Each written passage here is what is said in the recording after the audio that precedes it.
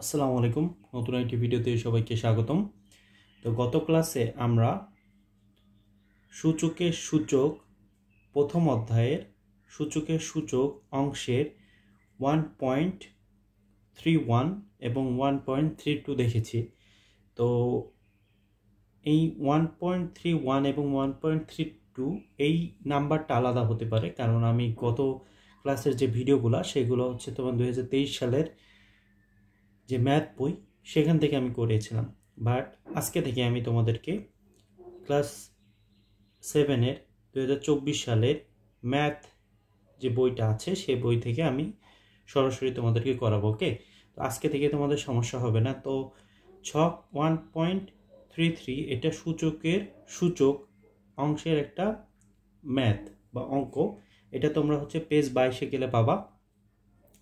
তো এই ম্যাথটা করার আগে আগের ভিডিওগুলোতে দেখতে হবে, কারণ একটার সাথে আর একটা রিলেটেড থাকে, ঠিক আছে? না হলে কিন্তু বুঝতে পারবে না।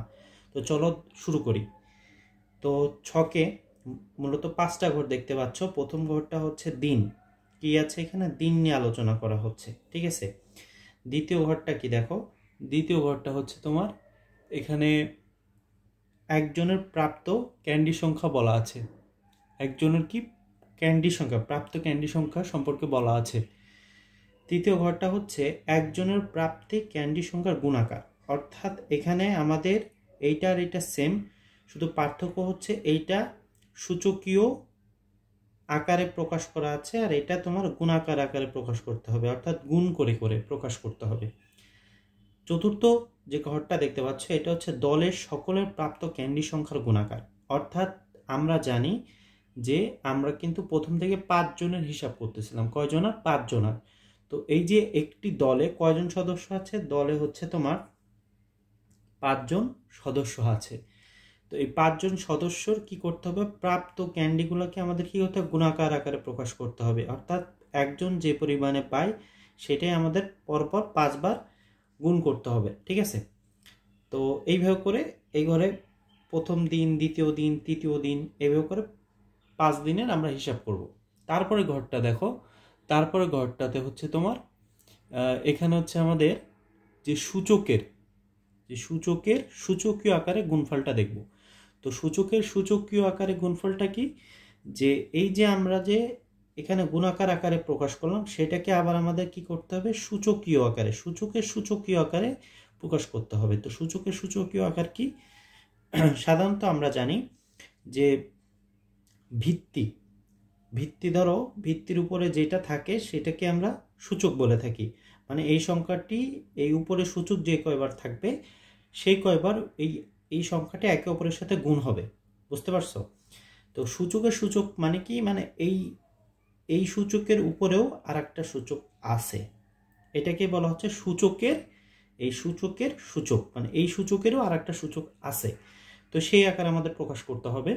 তো দেখো এখানে প্রথম দিন পাইছে কি 10, এখানে 2টা হচ্ছে এখানে ভুল আছে, এখানে 2 হবে না, এটা বই থেকে তোলা, তো এটা ভুল, এটা 2 হবে না, এটা 0 হবে। এটা কি হবে? 0। এখানে 10 0 হবে। প্রথম দিন কি পরিমাণ ক্যান্ডি পাইছে? 10 0 মানে 0। পরের দিন কি পাইছে? 1। পরের দিন কি সূচকে 2, সূচক 2 হচ্ছে অনুযায়ী সে ক্যান্ডি পাইছে। পরের দিন 3, পরের দিন 4। তো প্রথম দিন কি আমরা জানি কোন সংখ্যার উপরে 0 থাকা মানে কি? কোন সংখ্যার উপরে সূচক যখন 0 থাকে তখন তার মান কি হয়ে যায়? 1। এটা আমরা আগেও দেখেছি, তো এটা নিয়ে কথা না বলি। পরেরটা দেখতে পাচ্ছ যে একজন একটি করে ক্যান্ডি পাইলে 5 জন কত পাই? 10-এর 0 আর উপরে 5 কেন হইলো? আমরা কিন্তু এই 1-এর পরিবর্তে 10-এর উপরে সূচক 0 দিতে পারি, তাই না? তো আমরা জানি উপরে কিছু নাই মানে কি? উপরে কিছু নাই মানে 1 আছে, সূচকের সূচক কিছু নাই মানে 1 আছে। তো সেটা হচ্ছে আমরা কি করলাম? 10 0, 1-এর পরিবর্তে 10 0 লিখলাম, আর উপরে কিছু নাই মানে হচ্ছে 1 আছে। তো প্রতি 1কে আমরা যোগ করে দিলাম এই গুণের কারণে। তো 10 5 হইল। পরেরটা দেখো, পরের দিন হচ্ছে 10 সূচক 1, এটাকে আমরা গুণাকার আকার প্রকাশ করলে 1 বা 10 লিখতে হবে, কারণ 1 সূচক আছে এজন্য। আর 5 জন কি হারে পাবে? 5টা 5টা 10কে আমরা কি করলাম, গুণ করলাম। তো এটাকে যদি আমরা সূচকের সূচকীয় আকারে প্রকাশ করি তাহলে এটা এইভাবে লিখতে পারি। আর এটাকে যদি সূচকের সূচকীয় আকারে প্রকাশ না করে জাস্ট সূচকের মাধ্যমে প্রকাশ করতাম, জাস্ট সূচক, কি বললাম, শুধু সূচকের মাধ্যমে প্রকাশ করলে তখন আমরা এইভাবে লিখতাম না, তখন আমরা লিখতাম হচ্ছে এইভাবে। ক্লিয়ার? এটা হচ্ছে সূচকীয় মাধ্যমে প্রকাশ, আর এটা সূচকের সূচকীয় আকারে প্রকাশ। বুঝতে পারছো দুইটা কেন আলাদা? এটা হচ্ছে সূচকের সূচক আর এটা শুধু সূচক।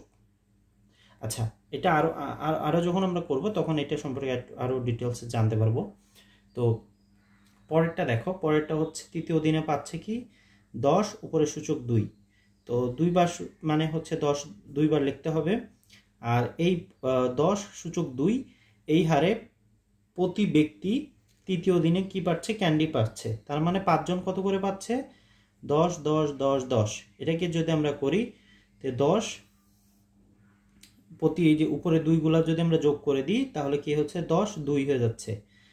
10 2 যোগ করলে কি হচ্ছে, এখানে 10 সূচক 10 হচ্ছে। আবার এটাকে তুমি যদি ইসের মাধ্যমে প্রকাশ করতে চাও, সূচকের সূচকীয় মাধ্যমে প্রকাশ করতে চাও, তাহলে তোমাকে এইভাবে লিখতে হবে 10 2।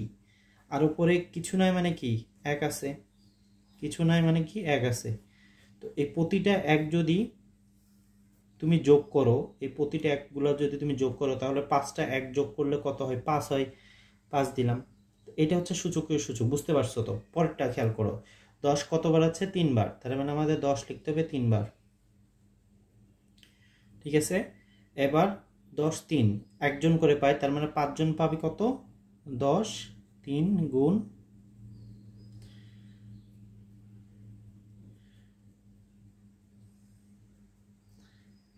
ঠিক আছে? এবার এটাকে যদি আমরা লিখতে চাই তো কিছু নয় মানে কি, উপরে সূচকীয় সূচক 1 আছে, তার মানে আমরা এইভাবে লিখতে পারি 10 3 5। আচ্ছা, এটাকে যদি শুধু সূচকের মাধ্যমে সূচকীয় আকারে প্রকাশ করতে তাহলে কি হইতো জানো, এটাকে শুধু সূচকীয় আকারে প্রকাশ করলে এই যে 3 3 3 এগুলো সব যোগ করে দিতা, একবারে লিখতা হচ্ছে 10 15। ঠিক আছে? এটা এইভাবে লিখতা, এটা এইভাবে লিখতা। ঠিক আছে? 10 উপরে কি দিতা, সূচক 15। এটা যদি শুধু সূচকীয় আকারে লিখতা, কিন্তু তোমার এখন কি করতে হচ্ছে, সূচকের সূচকীয় আকারে প্রকাশ করতে হচ্ছে, এই জন্য তোমাকে এইভাবে লিখতে হবে।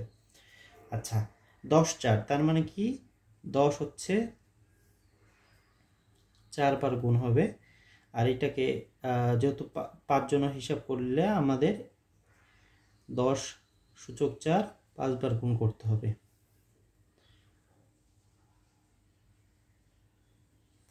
এটাকে যদি আমরা প্রকাশ করতে চাই তাহলে আমাদের কি হবে দেখো, 10 4 দিলাম ব্র্যাকেটে 5।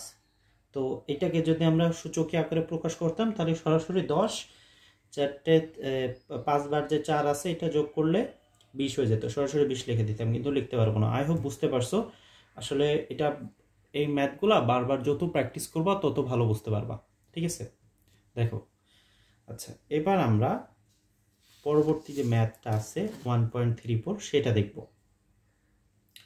ওকে, তো এখানে দেখতে পাচ্ছ যে আমাদের একটি রোল ধরে নিতে হবে। আমরা জানি কি যে আমাদের একটা রোল ধরে নিতে হবে, তারপর রোলের শেষ অঙ্ক অনুযায়ী আমরা সেটাকে ভিত্তি ধরে আমরা প্রথম 5 দিনের হিসাব করব। ঠিক আছে? তো খুবই সোজা। দেখি আমরা, ধরো আমরা রোল ধরলাম, এখানে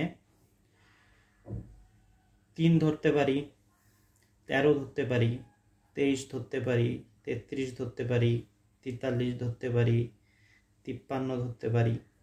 আচ্ছা, কতগুলো রোল ধরলাম, তাই না? ধরো তোমার রোল 3 হইতে পারে, 13 হইতে পারে, 23।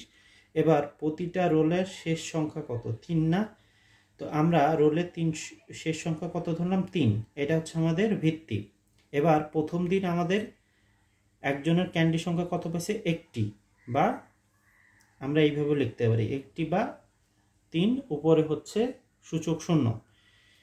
একজনের প্রাপ্ত ক্যান্ডি সংখ্যার গুণাকার এইভাবে 1, বা আমরা এইভাবে লিখতে পারি 3 0। এবার 5 জনের যদি আমরা হিসাব করি তাহলে 5 জনের হিসাব করলে কি হবে দেখো, 5 জনের হিসাব করলে আমাদের হবে 1, ঠিক আছে। এবার এটাকে যদি আমরা সূচকের সূচকীয় আকারে প্রকাশ করি তাহলে আমরা লিখতে পারি এইভাবে 3 উপরে সূচক 0 আর এই উপরে কিছু নয় মানে কি 1 করে আছে, তো 1 হচ্ছে যোগ করলে 5। ঠিক আছে। দ্বিতীয় দিনের হিসাব যদি আমরা করি, দ্বিতীয় দিনে কি পরিমাণ পাবে 3 1, এটা গুণাকারে প্রকাশ করলে হবে 3, আর এখানে যদি লিখি তাহলে হবে 3 গুণ 3 গুণ 3 গুণ 3 গুণ 3 অর্থাৎ 5। আর এটাকে যদি আমরা সূচকের সূচকীয় আকারে গুণফল করি তাহলে আমাদের হবে 3 কিছু নাই মানে উপরে 1 ছিল, আর এটার উপরে কিন্তু আমরা জানি কি আর একটা 1 ছিল, তাই না? এটা সূচকীয় মাধ্যমে, এটা কিছু নাই মানে উপরে 1 আছে, তো প্রতি একটা যদি আমরা যোগ করি তাহলে আমাদের হয়ে যাবে 5। তৃতীয় দিনে খেয়াল করো, তৃতীয় দিনে আমরা একজন ক্যান্ডি পাবে হচ্ছে 3 2, এটাকে যদি আমি গুণাকারে আকারে প্রকাশ করি তাহলে 3 গুণ 3, এটা তোমার 5 জনের হিসাব যদি আমরা করি তাহলে হবে 3 2, 3 উপরে 2 সূচক, তো আমরা এইভাবে করব। হ্যাঁ, এই যে করলাম, লিখলাম। এবার এটাকে যদি সূচকীয় আকারে প্রকাশ করি তাহলে হবে 2 উপরে 5। আচ্ছা, তুমি যদি সূচকীয় আকারে প্রকাশ না করো, সরাসরি যেভাবে যে যোগ করতে হয়, এখানে গুণ থাকলে উপরে যে সূচকগুলো যোগ করতে হয় ওই পদ্ধতিতে করো, তাও কিন্তু তোমার একই উত্তর আসবে। বাট এটা আর একটা মাধ্যম, একটা নিয়ম, একটা অঙ্ক করার জন্য অনেকগুলো যে মাধ্যম থাকে না, বা অনেকগুলো নিয়ম থাকে, এটা ধরো একটা মাধ্যম। ঠিক আছে। বাট তুমি দেখা যাচ্ছে অঙ্কে আসছে তোমার যদি এইরকমই থাকে, এরকম শখ থাকে, বা সূচকীয় মাধ্যমিক করতে বলে, তাহলে তোমাকে এইভাবে লিখতে হবে, অন্যভাবে লিখলে কিন্তু হবে না। তো পরেরটা দেখো, চতুর্থ দিনে পাবে কত 3 সূচক 3। আমরা এটাকে যেহেতু 3 আছে উপরে সূচক, তার মানে আমরা 3 বার এখানে লিখব। এবার 3 উপরে কত সূচক 3, 3 উপরে সূচক 3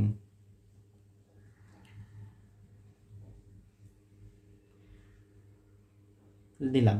এটা যদি আমরা করি তাহলে কি হবে 3 করে দিলাম 3, আর এই পাশে হয়ে যাবে কত 5। পঞ্চম দিনে দেখো হিসাব করলে পঞ্চম দিনের হিসাবটা হবে খুবই সিম্পল। 3 দিব, উপরে হচ্ছে আমাদের কত হবে 4 পাবে, একজন পাবে 4, তো আমাদের 4 আছে, তার মানে আমাদের এখানে 4 বার লিখতে হবে 3।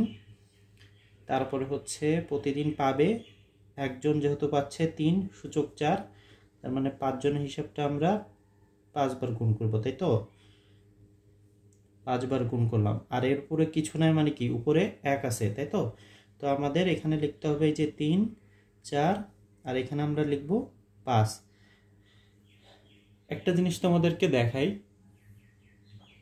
এই জিনিসটা যদি তোমরা আলাদা করে নাও লিখতা, ঠিক আছে, মানে এটা যদি এইভাবে না করতো আর একভাবে করলেও সেম হইতো। দেখো 3 4 যোগ 4 যোগ 4 যোগ 5 বার যোগ করলে কত হইতো 3 20 হইতো, তাই না?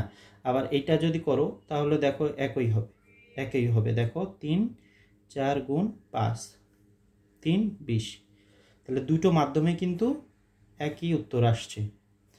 কিন্তু আমাদের যেহেতু এখানে সূচকীয় আকারে প্রকাশ করতে বলছে, তাই আমাদের এইভাবে করতে হবে। তো আই হোপ বুঝতে পারছো। নেক্সট ক্লাসে আমরা পরবর্তী টপিক নিয়ে আলোচনা করব, পরবর্তী ম্যাথগুলো দেখবো। আনটিল দেন সবাই ভালো থেকো। আসসালামু আলাইকুম।